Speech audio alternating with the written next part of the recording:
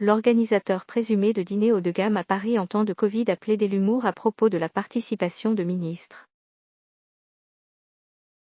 L'avocat de Pierre-Jean Chalençon, propriétaire du Palais Vivienne mis en cause par un reportage de M6 pour l'organisation de dîners clandestins à Paris, a assuré ce dimanche 4 avril à l'AFP que son client faisait seulement de l'humour quand il avait assuré que des ministres participaient à de tels repas.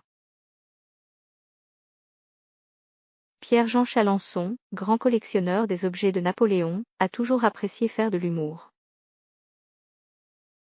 C'est ainsi que quand celui-ci précise qu'il dîne avec des ministres dans des restaurants clandestins, il manie avec brio le sens de l'absurde.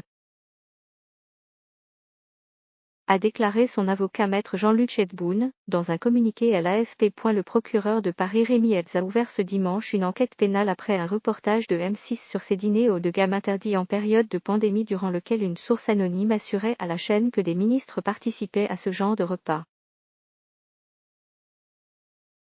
Par les deux phrases du communiqué de son avocat à l'AFP, Pierre-Jean Chalençon, déjà identifié par des médias et des internautes comme cette source, reconnaît finalement être cette personne ayant parlé en voix off déguisée à M6.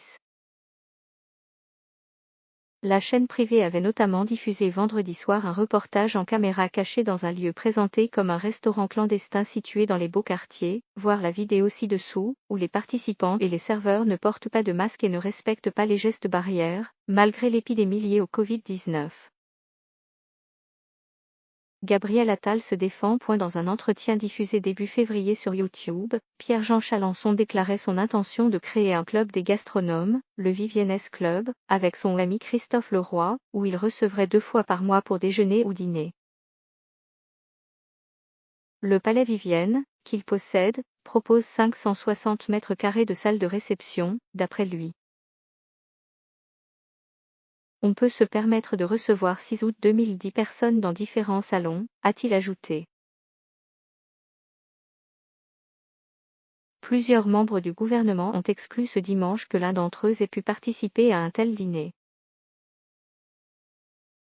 Je n'y crois pas une seule seconde, a indiqué Gabriel Attal, porte-parole du gouvernement, sur LCI. Dans l'entretien diffusé fin février, Chalençon évoquait ses amis au gouvernement, et notamment Gabriel Attal en assurant « il doit venir dîner prochainement ». Gabriel Attal a découvert cet extrait ce soir sur Twitter avec beaucoup d'étonnement. Il ne connaît pas M. Chalençon et n'a évidemment jamais participé à un quelconque dîner ou soirée. Comme il l'a indiqué en fin d'après-midi sur LCI, il attache la plus grande importance à l'exemplarité des membres du gouvernement dans cette période, a indiqué l'entourage du porte-parole à l'AFP.